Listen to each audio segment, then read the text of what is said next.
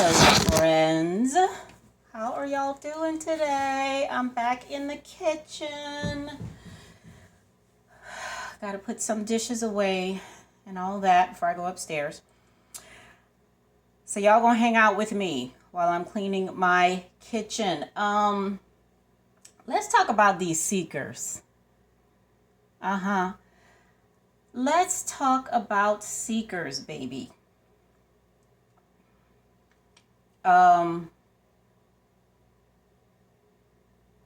So number one, I did not know that I was and probably still am a seeker.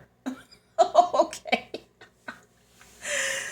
Child, I had no idea, okay? I did not know. So and these y'all, if you're a seeker, y'all fascinated me. I'm telling you. I was more fascinated by the what's that dude name? He seems real nice. He do them soft songs. What's his name? His wife has blonde hair. Y'all know what I'm talking about. He had some people in that audience. There was one person, because I watched a few of his videos in the beginning until I was like, child, I don't know what the hell they talking about. But there was one it sounded like the same person every time, who would be asking these questions were off the chain. They were like so involved, That's actually where I learned the word grok. This person said grok like I'm telling you, every fifth word was grok, okay? And I'm like, what the hell is a grok? So I went and had to go look that up, right? But seekers are very interesting. Very, very just interesting. It's I know one lady that I interviewed with, she told me she was a seeker for 40 years. I said, huh? 40 years? That was like amazing. Y'all, I was frustrated about to tear my damn hair out after 2 weeks. Okay, I couldn't imagine 40 years. All right, and I'm like, man, if you're looking for something for 40 years, then it is either not lost or you don't want to find it. I'm thinking, I don't want to diminish all the seeking these people are doing, but I don't know, man, because the questions, though, that's the thing.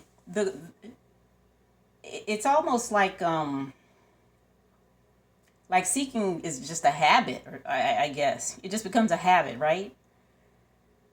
And maybe that's what it is. Like you don't want to find whatever you think you've lost because you won't be able to play that role anymore.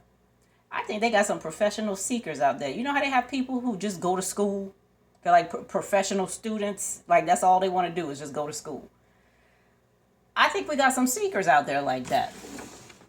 And sometimes they be getting on your nerves, Now I don't do songs and things like that. I can't. I don't do all that. But well, not in the traditional way. Okay, not in the traditional way. This my song right here while I'm trying to get all this gunk off my stove. Right here.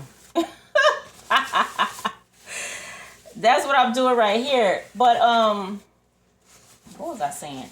But the person, it was very intimidating.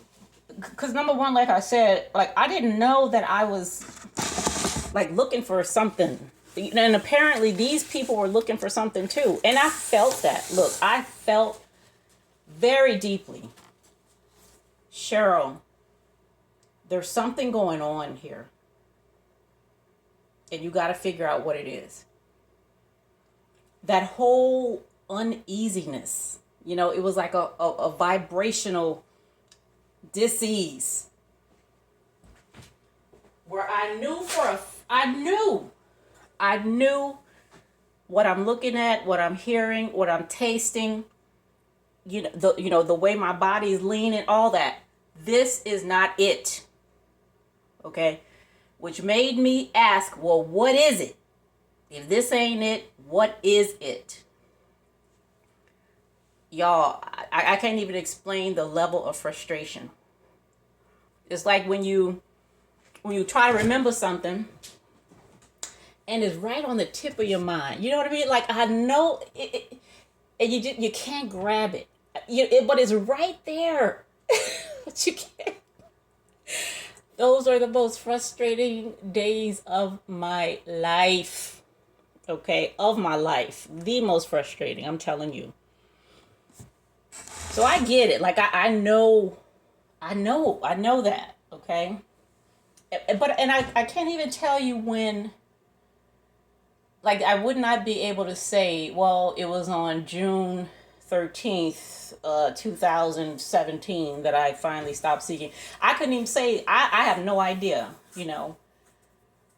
at least that I stopped seeking in that way. Like, I don't have that frustration anymore. And it's not because I found, like, the thing that was on the tip of my mind. It's not like I got it, like I got a hold of it. It was, well, what is it? I didn't get it, but I don't have that frustration anymore. What happened? Child, I don't know what happened. I just know that I don't have all that going on anymore. I remember writing a blog post where I started it off. I started it off saying, seeking is a bitch. Okay, a whole biatch in these streets. All right. This, it's not fun. It is not fun. But there's this guy on something that I did with, what's his face? And this guy was online, like, asking questions, asking questions. Now, there's no such thing as a stupid question. Okay. There's no such thing as a stupid question. There are very annoying questions, though. And they told me later, oh, he does that all the time. Like, he just comes in and he asks every person who comes, all those kind of questions. You know what I'm saying? And he has his own thing. Like, he does his own. Rupert Spira, that's his name. That was that dude I was talking about earlier. And this other dude, he has his own songs and stuff that he does. It's like, boy, why are you all up in my chat, asking these damn questions? You a whole enlightened being out here, getting on my nerves. Come on now.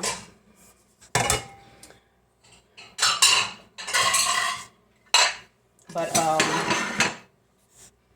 I don't know. Maybe I would have more people on my channel if I did stuff like that. If I was like, I am a non-being. You are not here. Everything is one. And, I spoke more softly and, did all that stuff that enlightened people do. You know what I'm saying? Child, I would have to choke myself out if I did some stuff like that. I can't. I just can't, because that's just not me. That is not me. But that's okay though. So when I wrote Fire in God, I had this, what is he? A psychotherapist, I think. His name is Pavel, Pavel. Ooh, what's his last name? I forget his last name, but he wrote a book called Mindful Emotional Eating. I mean, he's great. Like, he's like a really great person. And he did a review of Fire in God for me. So I saw him on LinkedIn the other day, because he's barely online, So when I saw him, he posted something on LinkedIn. I was like, oh, hey, hey, Pavel. And he posted something about love, right? I forget exactly what it said, but it reminded me of the, where my gloves at? Y'all, since we had COVID, And I've been buying gloves and stuff. Now I can't do nothing without gloves. Like, I don't like cooking without gloves, putting my dishes away without gloves. I've never bought gloves for anything. Now I don't like getting my hands dirty and wet. You know, I got so used to wearing gloves. Yeah, so Pavel, his thing about love. So, which reminded me of, I did an article, a blog post. It's on New Harbinger's website right now. It's called Love, a Wolf in Sheep's Clothing. Oh, did I tell y'all about this in the last video? Well, I sent it to somebody, right? Now, listen, let me tell you something. So, Pavel read it. I sent it to him because he wrote his thing about love. And I was like, oh, it's kind of like what I did here, but not really. So I sent it to him. And he gave me some feedback on it. He, attached some really great things to it. But I read through that thing. I was like, girl, what the hell are you talking about? That is such a hard read. I mean, now when I wrote in Tales from Eternity, where I have a lot of my stories. And y'all, Tales from Eternity, even though there's a lot of stories in there, that's not even half of the stories.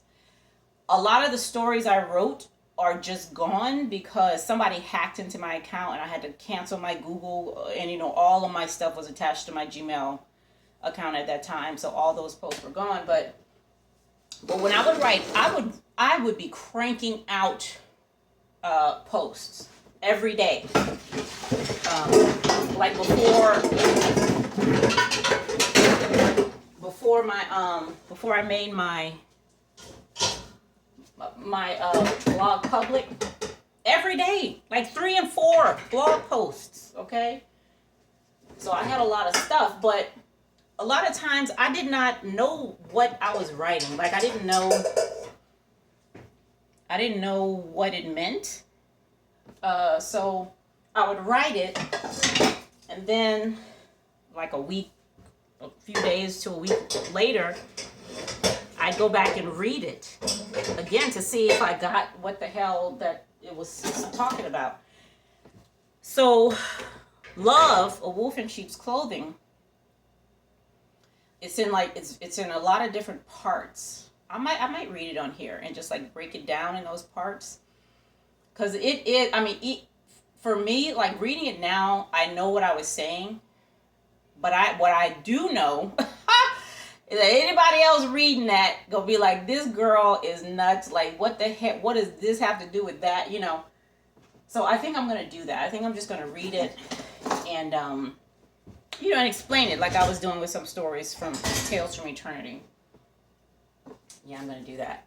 So I sent it to somebody. I sent it to Pavel and to somebody else. I haven't read her comment yet, but I'm gonna do it. So,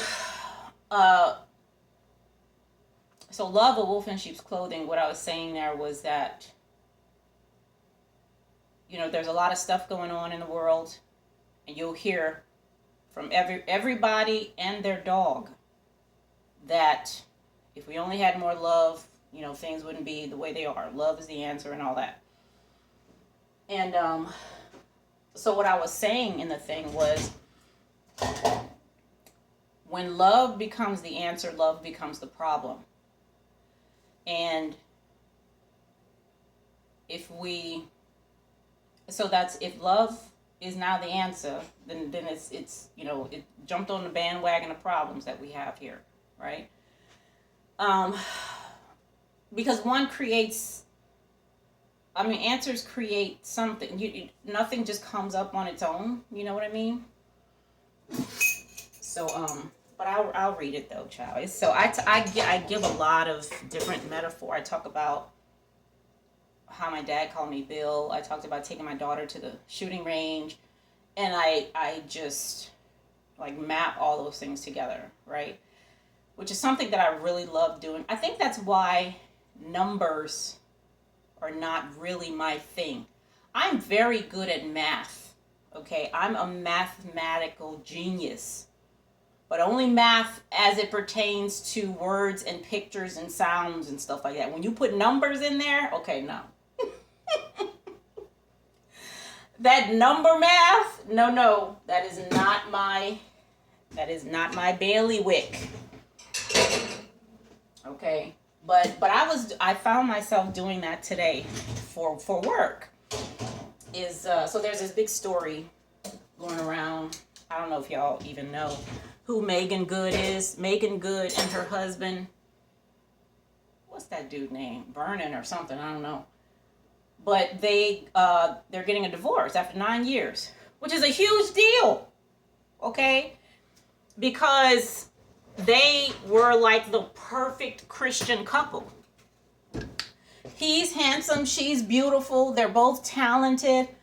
You know, they wrote a whole book about how they didn't have sex until after they got married. And, you know, I mean, he was always defending her because, you know, she didn't dress like a first lady. Like, he's a minister, he's a pastor, right?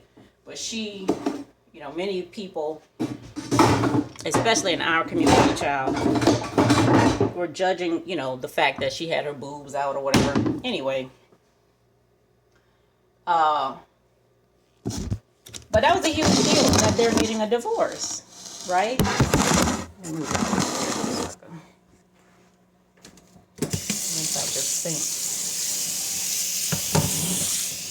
I mean, it's not, you know, it's sad. I don't know if it's sad or not, but, you know, they say they're still friends and they still love each other. You know how we do, how we say all that stuff. But anyway, I used that as an example today to talk about what a socket is. You know, y'all know I'm in cybersecurity, right? So I put a picture of those two before they got married, and then after, and then now they're separating. And I used that relationship or that connection as an example of an IT concept. I see stuff like that, right? I see connections like that. And it's easy for me to see. And it's kind of frustrating too, because I asked other people, like, why the hell y'all don't see what I see? You know, which is so unfair. That's not fair. You know what I'm saying? It's really not fair. And I've been having a hard time in this profession. Even if you don't see what I see, can you hear what I'm saying? You know, or something, you know what I mean? But I do realize that, you know, for some of the stuff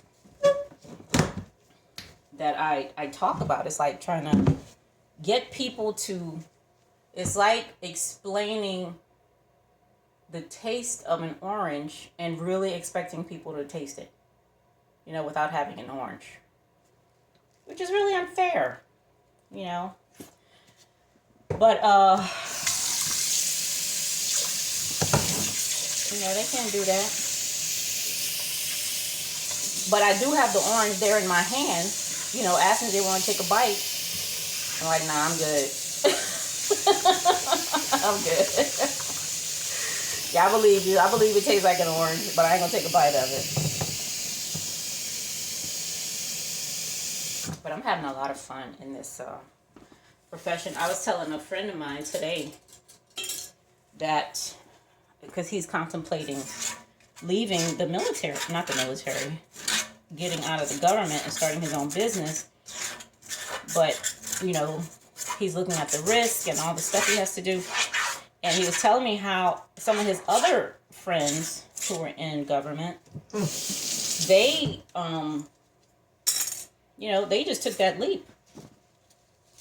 They just took that leap. And of course, at some point, you're going to have to take the leap. But I totally got what he was saying, because I felt the same way. He was saying, you know, having a government job, you know, is like being in the military.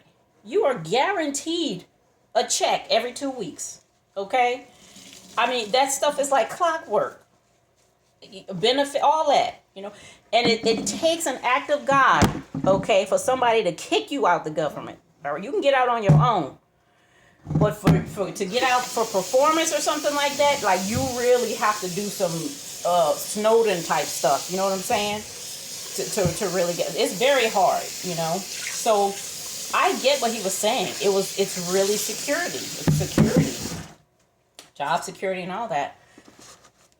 And I told him, I was like, yeah, man, I totally get it. Like, I was terrified when I changed careers, especially, I had no plan. There was no plan. It wasn't like, Cheryl, okay, you're gonna resign on Thursday, and on Friday, this is no. What, none of that. I woke up that morning, I said I'm done, and that was it. That was it. I used my TSP to live off of and all that. I didn't know what the hell I was gonna do. Okay. So, it bees like that sometimes, but I mean, is the risk worth the reward? I guess it's something you look at, And for me, it wasn't even about risk and reward, really. It was about me being miserable where I was, I'm not a claustrophobic person. Like, I can be in small spaces and be okay. But that job where I was in government, not being able to be as creative as I wanted to be, it was like, it made me feel claustrophobic. I couldn't breathe. I could not breathe. And I had to get the hell up out of there. I did. And I did, and it was very scary. So I got everything he was saying to me. I really, really understand all of that.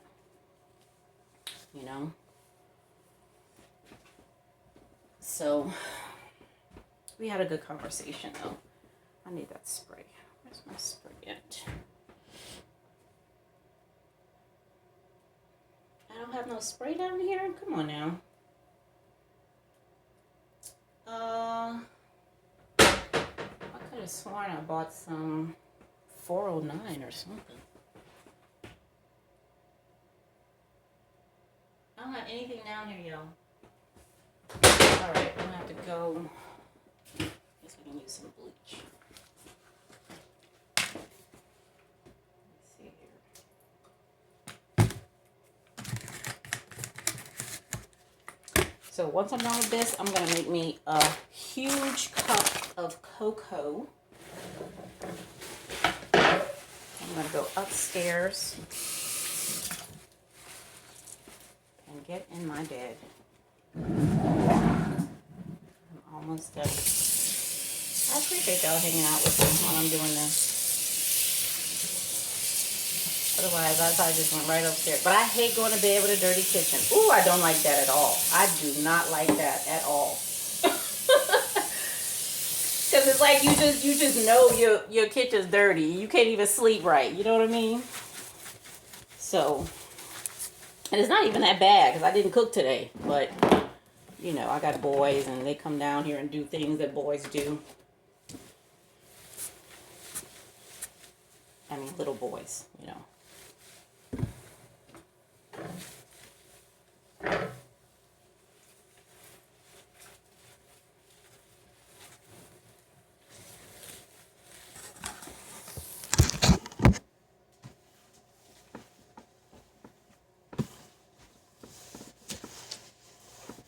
All right, so I hope y'all have a good Christmas, a good holiday, or not, like whatever you're doing.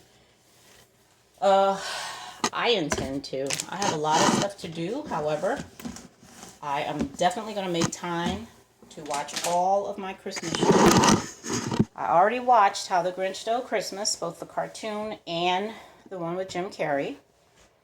I watched Santa Claus is Coming to Town. I watched Frosty the Snowman. And so now I have to watch Jack Frost, Charlie Brown, and what was the other one?